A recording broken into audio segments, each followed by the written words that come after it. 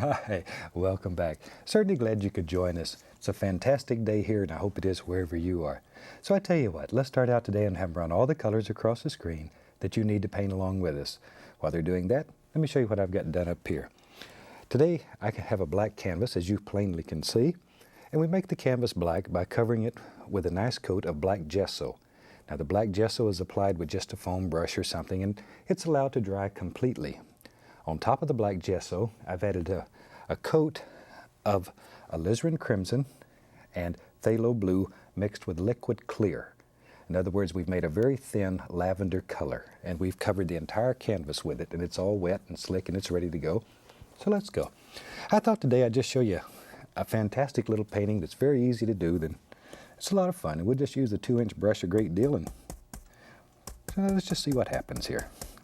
Let's start out with the old 2-inch brush, and I'm just going to tap the corner, just the corner, into just small amount of titanium white. You don't need much. Don't need much. Now we already have this lavender color up here. So watch what happens. Now we'll just begin tapping. Just tap. That's all you have to do. Is just begin tapping. Very, very easy. It's picking up the color that's underneath. In other words, that lavender color. There. And as you tap, you begin to form all kinds of little shapes. Turn the brush. There. All right. This is one of the neatest, simplest ways of making a sky that's so fantastic. The black canvases are just unreal. They will do things that, they make your heart beat faster. They are gorgeous. And color stands out so much brighter on there. I'm going to add the least little touch of dark sienna to my brush. So here and there, I'm going to put in a few little light brown spots in there, right in there, just wherever you want them. Vary some colors back and forth here. Something maybe about like so. Maybe the least little touch of phthalo blue here and there. All we're doing though is just tapping with the top corner of the old 2-inch brush. Just the top corner, that's all we need. There, vary the colors. Vary the color, so we have a lot of things happening. And the more that you tap, the darker it'll become because it's picking up the color that's underneath. And what's so much fun if you're ever doing a canvas like this in front of friends or relatives or doing any kind of demonstration for someone, don't tell them that you've put anything on the canvas. Just let them see you start with a cold black canvas, and all of a sudden you begin tapping and all of these gorgeous colors will appear. And you can do this with any transparent color or semi-transparent color. In other words, color that may not be totally transparent, but it's transparent enough for what we're doing. There. And a good way to test it is take a little on your finger and put it right on the black canvas. If it still looks black, then it's transparent enough for what we're doing. All right. And there. Just keep tapping though. There we go. Something about like so. All right.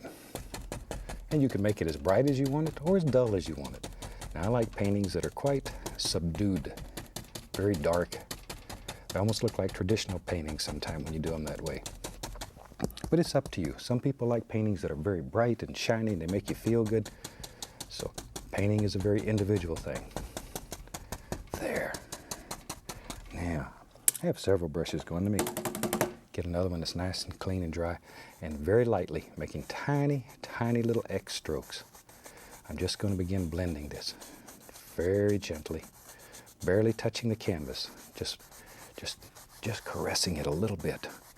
Now you can blend this to any degree of softness that you want it to be, or you can leave it quite bright, quite sparkly there. It's up to you.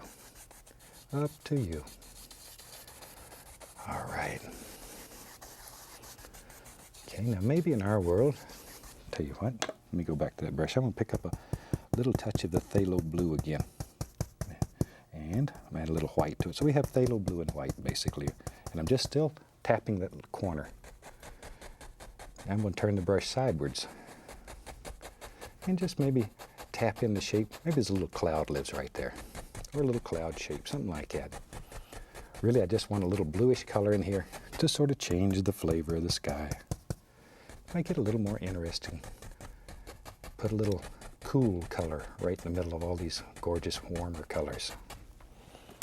And back to our brush that's clean, and once again, very lightly, just barely touch the canvas.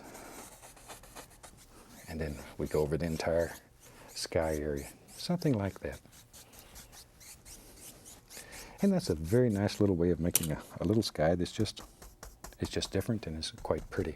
Maybe we'll put a little brighter spot right down in here. Now you can work on this for as long as you want, and you won't believe what you can do if you'll just try it. You will not believe the effects that you can come up with. You can make some of the most gorgeous things that you've ever seen. Work in layers, just keep building and building and building, and you can go back over and over and over till you get it exactly the way that you want it. And everybody will see it differently. So do it the way that you like it, not necessarily the way that I do it. Because you'll do it much better when you do it. There. Okay. Now maybe in our world, maybe, shoot, let's get crazy. Let's take, we'll use a little sap green, a little Van Dyke brown, some black, a little black, maybe just a little bit of the Prussian blue. I'm looking for a nice dark greenish color here, something about like so. I'm still just going to tap the top corner in here.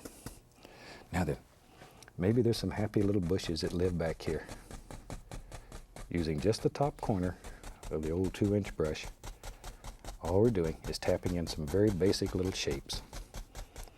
Very basic, they're quite dark. Way back here. There, add a little bit more color. Come right in here. I want to add a little dark sienna to that too. Oh yeah, that's nice, that's nice. That changes the flavor just enough that it stands out there. Just enough.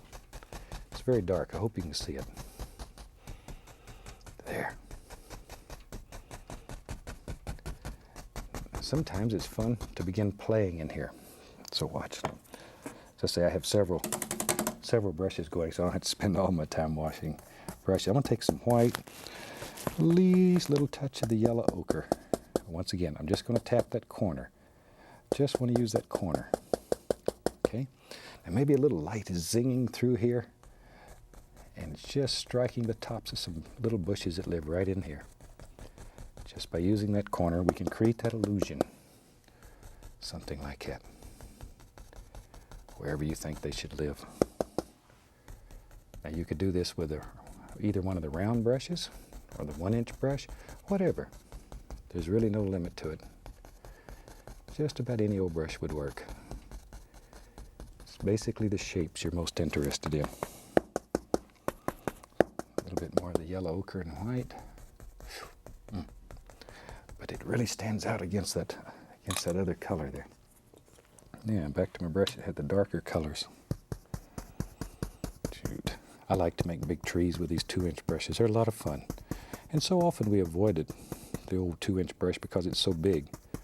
But it'll do fantastic things if you just give it a chance. Watch here. Maybe there's a big tree that, okay, right here. There it is. Right up here lives, does now, a big tree that sort of hangs over here, and he watches everything. The little squirrels live and play up in here, and they have a good time. All you're looking for here are basic shapes. Very basic little shapes.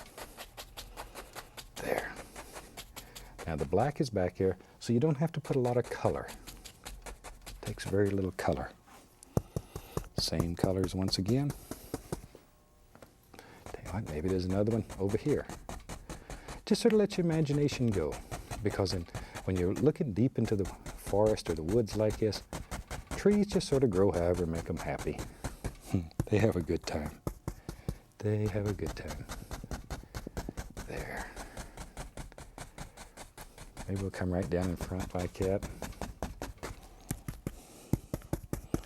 All right, just vary colors back and forth. I added the least little touch of yellow ochre to the same color. Just enough, there, just enough to sort of flavor it and make it stand out a little bit.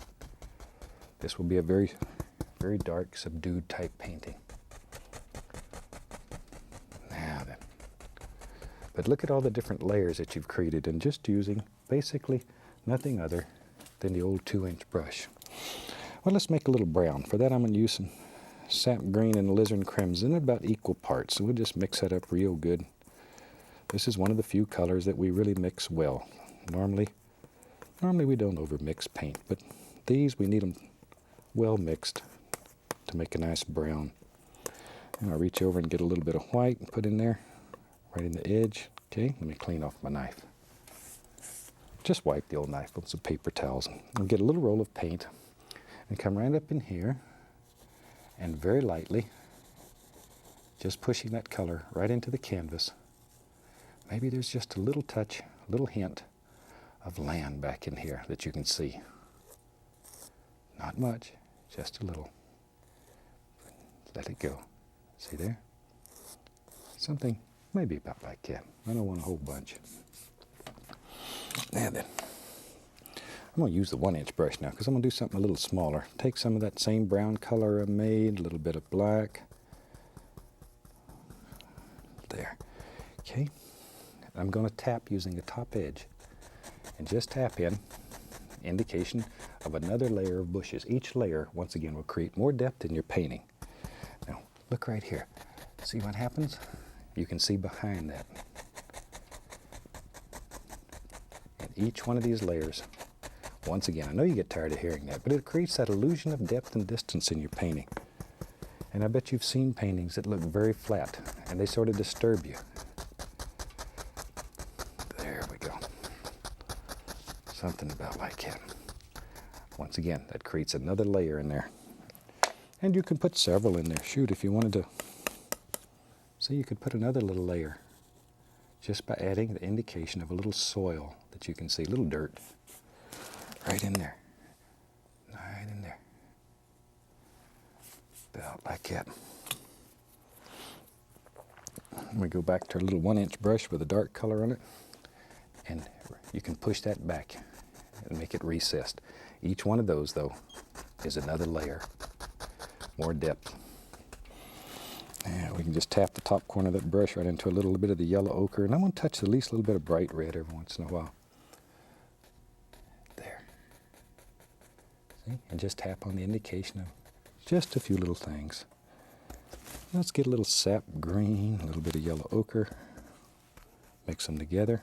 And I'm just mixing these on the brush. Oh, that's nice. Nice color. We still haven't cleaned the brush.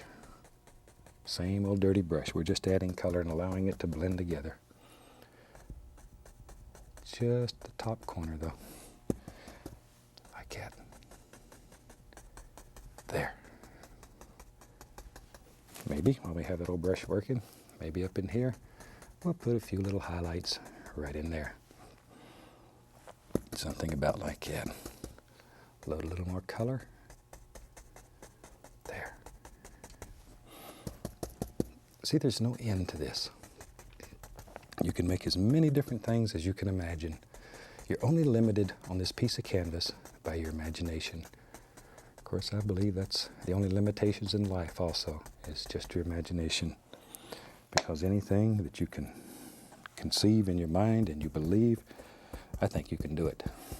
I'm going back to the big brush. Shoot, that one's too slow. Let's take a little bit of yellow ochre, get a little sap green. I'll be right back. There. Just sort of mix those together on a brush. And I'm going to tap the brush to load a little bit of paint right out on the end of the bristles. Let's go back up in here now. This old tree here, I'm using the brush sidewards, just the corner. Look at that. See? You can just make all kinds of little highlights on those rascals. There. Wherever you want them. Think about form and shape. Don't just throw these on at random. There. Think about the old tree and how it looks and what makes it stand out. Spend some time out in your yard or just go out and make friends with a tree. Shoot, there's nothing wrong. If you're an artist, you're allowed to do weird and crazy things. Sometimes just go out and spend some time talking to a tree. Of course, your neighbors are going to look at you a little strange, but they'll say, yeah, he's a painter, so, you know, a little weird. It's expected. Now, you really don't have to go talk to a tree, but What I'm saying is spend some time studying trees. Just study them. Make friends with them in that manner. Okay, let's get crazy. I'm going to take some black, Prussian blue, same old dark colors, all of them, dark sienna, Van Dyke, crimson. It doesn't matter as long as it's good and dark. Maybe there's an old rickety tree that lives out here, some kind of old evergreen tree, and he lives right here in front of this one. I want this old tree to look like it's had, like me, he's had a rough old life. There.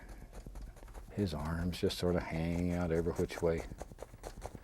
I really want him to look old and tired.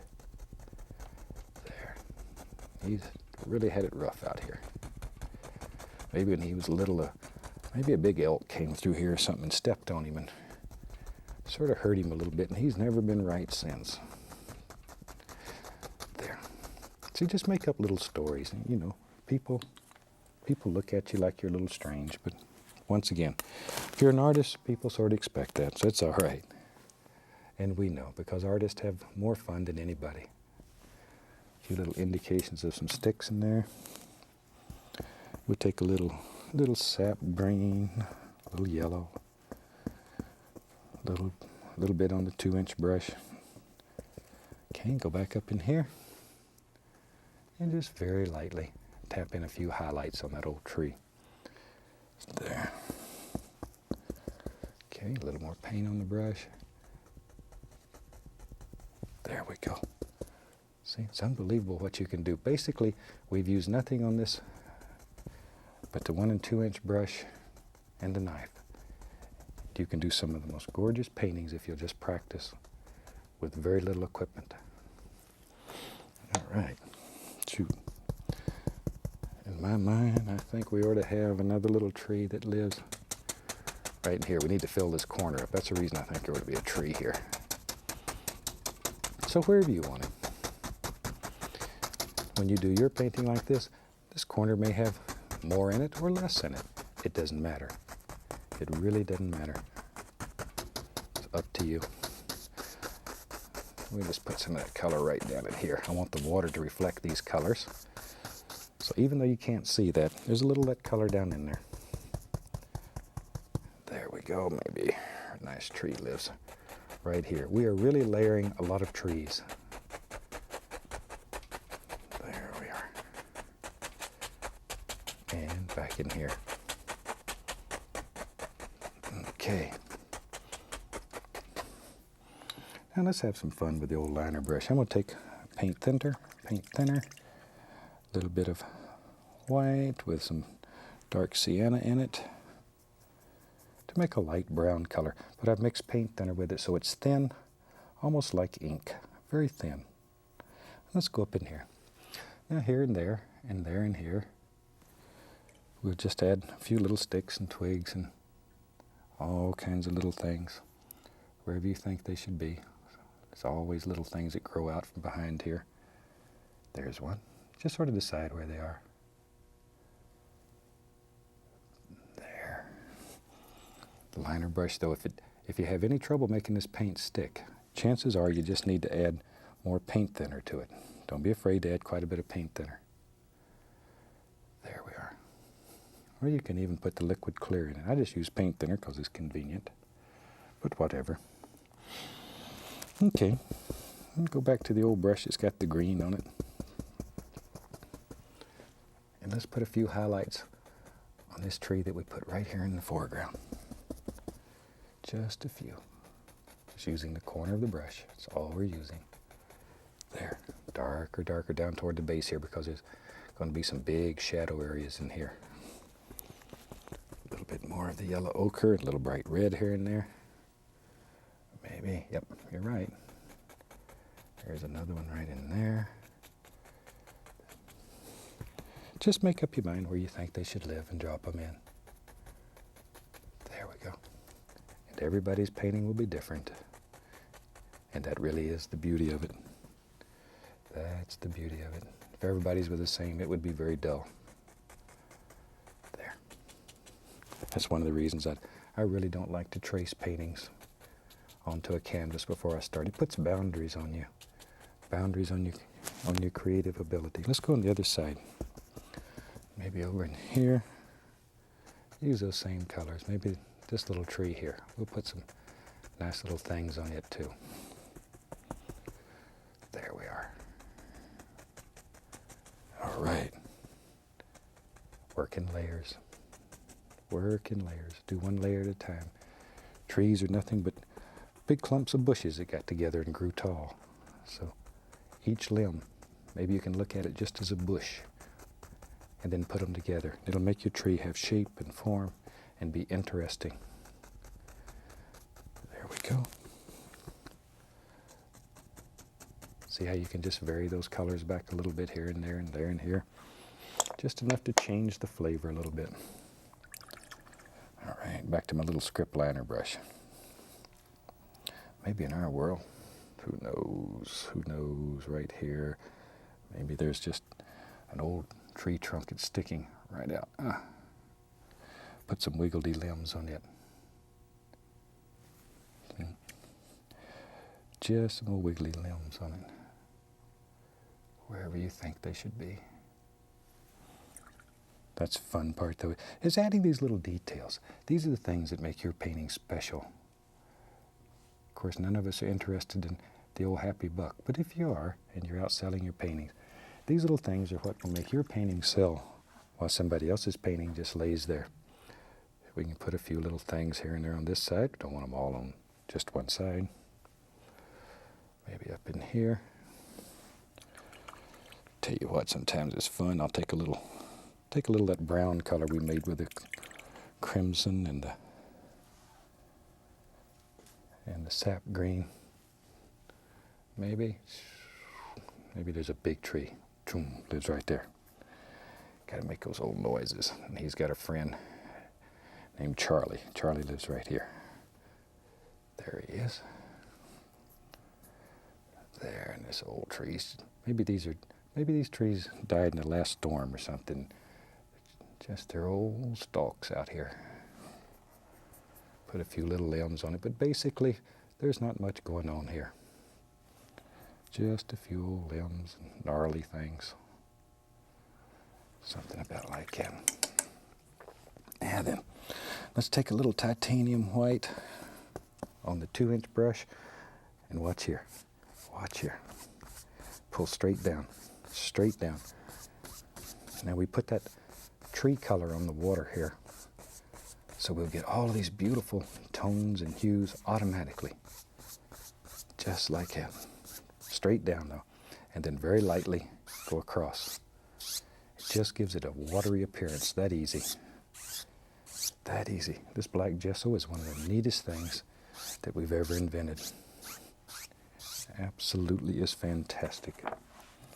And then let's take a little bit of our brown we made. Put some white with it, pull it out very flat, little roll of paint. And let's go up in here and just begin laying in the indication of some little land masses that live back in here. And I'm just pushing quite hard with a knife. Just like so. There we go. See there? Just wherever. Wherever. Okay. Now then, maybe find our old brush. Oh, there it is. When you get my age, sometimes the mind goes. Maybe there's a little bush that lives right out here. We'll put a little island out here. So we need some dark here. Maybe it comes all the way over. Maybe it's a peninsula. We don't know. Just sort of, you decide. All right, need a little color on it. Use a little of that yellow ochre. There we go. See, let all them little rascals just hang off there and play. There's just so many little things going on in there. But you never believed you could do all that with a great big old 2-inch brush. But you can. You really can. Now then, underneath that, indication maybe of a little reflection. Come across. And take a little bit of that same color we used for the land and just sort of work it around here. See there? There we go. Something about like that.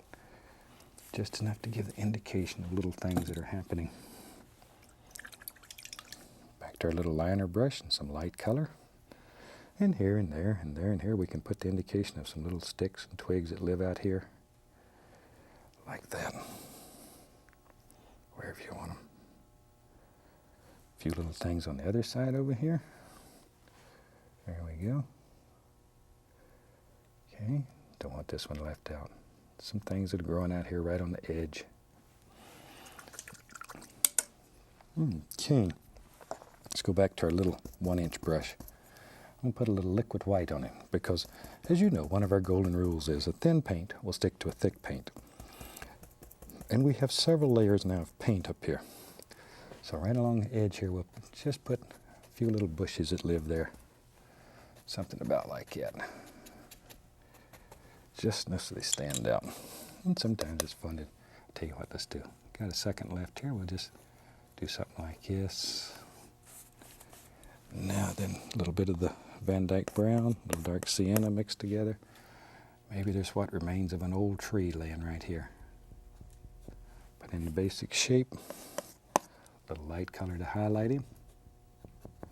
You can just use the old knife, put in a limb here and there on it.